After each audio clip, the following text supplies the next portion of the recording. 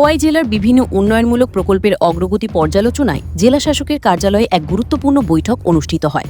সমাজ কল্যাণ, যুব বিষয়ক ও ক্রীড়া এবং শ্রমমন্ত্রী টিঙ্কু রায়ের সভাপতিত্বে অনুষ্ঠিত বৈঠকে 2026-27 অর্থবর্ষের বিভিন্ন রাজ্য ও কেন্দ্রীয় প্রকল্পের বাস্তবায়ন নিয়ে আলোচনা হয়। মন্ত্রী টিঙ্কু রায় নির্ধারিত সময়ে প্রকল্পগুলি সম্পন্ন করতে সব দপ্তরের মধ্যে সমন্বয় ও নিয়মিত নজরদারির উপর জোর দেন। বৈঠকে বিধায়ক, জেলা শাসক এবং বিভিন্ন দপ্তরের আধিকারিকরা উপস্থিত ছিলেন। গোপাল সিংয়ের রিপোর্ট, আসাম প্রাইম নেটওয়ার্ক। একটা বিষয় হলো খোয়াই জেলার বিভিন্ন ডেভেলপমেন্ট সম্বন্ধিত যে সমস্ত প্রজেক্ট চলছে সেগুলোর বর্তমান পরিস্থিতি কতটুকু এগোচ্ছে এই বিষয়গুলো নিয়ে আজকের আমাদের পর্যালোচনা হয়েছে।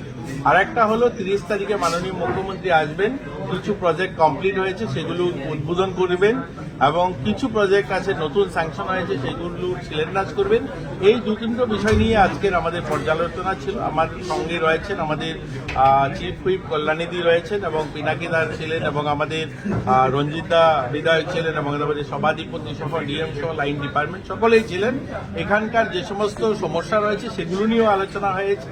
আগামী দিন কি করে আরো স্মুথলি এগুলোকে সমাধান করা যায় এবং আরো নতুন নতুন ডেভেলপমেন্টে বিভিন্ন প্রকল্প কি করে আনা যায় এবং সেগুলোকে এখানকার মানুষের জনকল্যাণে সেগুলোকে করা যায় খুব তাড়াতাড়ি, সেই বিষয় নিয়ে আজকে আলোচনা হয়েছে।